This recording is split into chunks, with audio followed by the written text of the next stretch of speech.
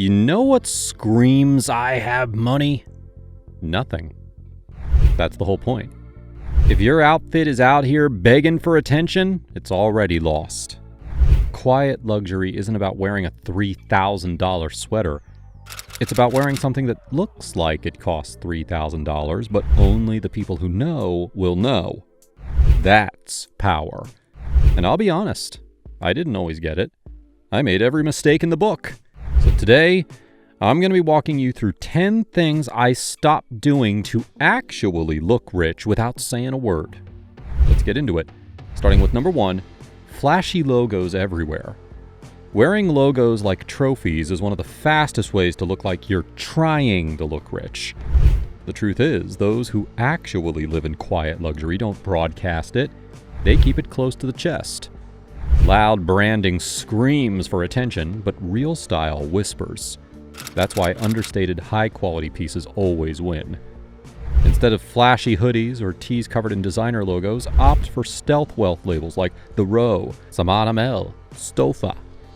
These brands focus on cut, craftsmanship, and fabric, not status signaling. A perfectly tailored navy sweater with zero branding will always look more expensive and refined than something loud from a hype collection. Here's a practical filter. If the logo is bigger than a matchbox, it's doing too much. Clean lines, rich textures, and impeccable fit.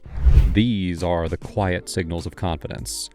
Subtle always leaves a stronger impression than shouting ever could. Number 2, wearing polyester in quote-unquote luxury outfits. Nothing kills a luxury vibe faster than polyester pretending to be premium. It might pass in photos, but in real life, it catches the light wrong, it traps heat, it holds on to odors, and it gives off a plasticky shine that cheapens the whole outfit. Quiet luxury is tactile. It's as much about how the clothes feel as how they look. Natural fibers like cashmere, linen, merino wool, and high-twist cotton move differently. They breathe, they drape, they whisper money. And the best part? You don't need a luxury logo for them to make an impact. A merino wool crew neck instantly upgrades a casual look. Cotton twilled chinos give structure without stiffness.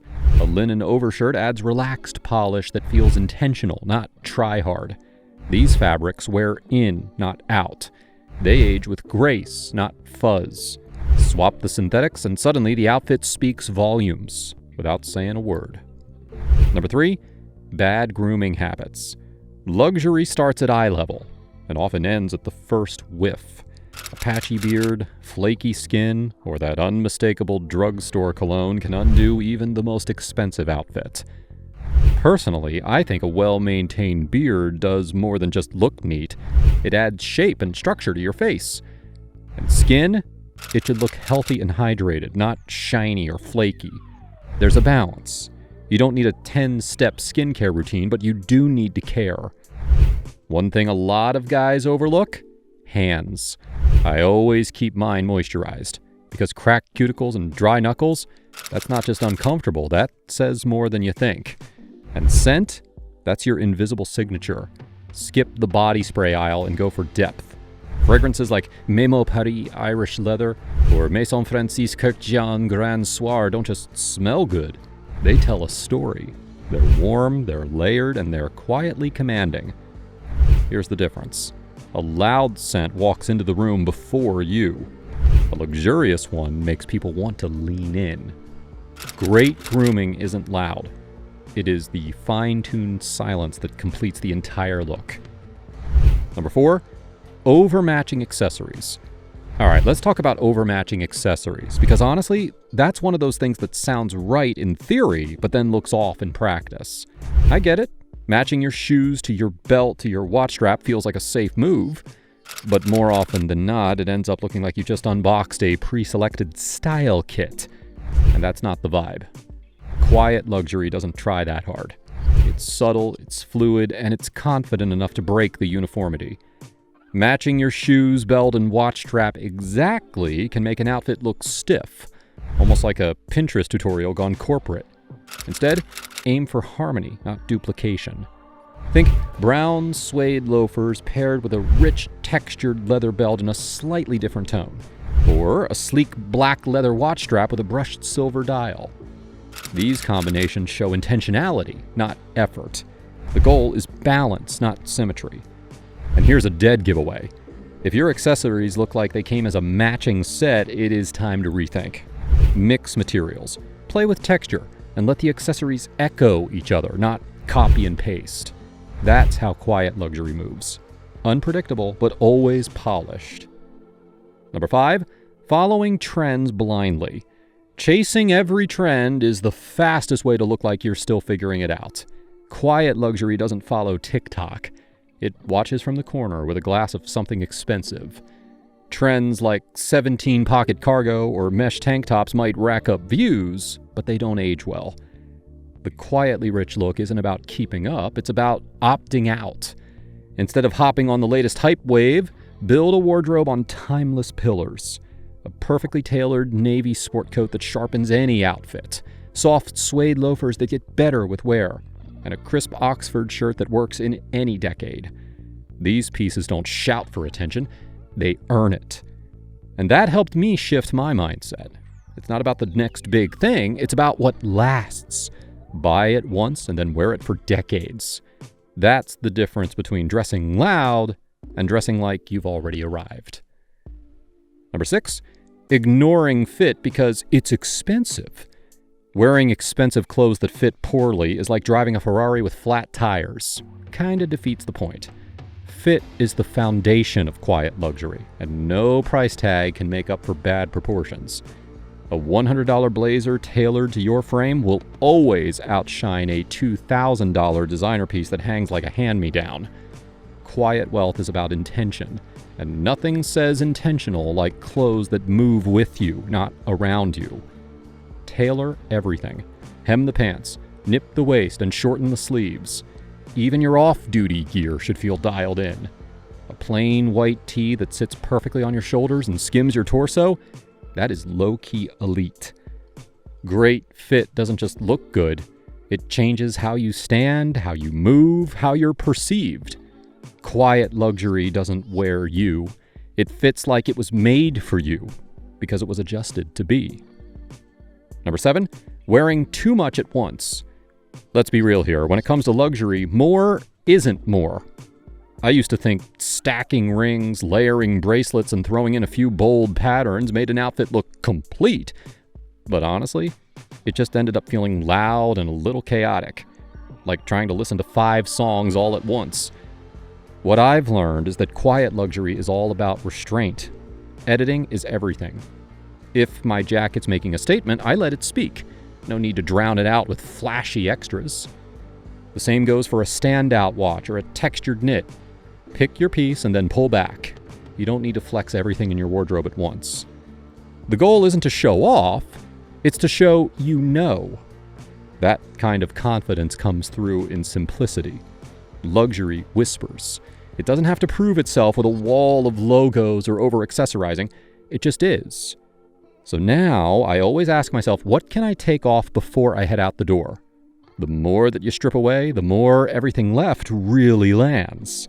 And that's where the magic is. A style that's intentional, controlled, and just quietly killing it.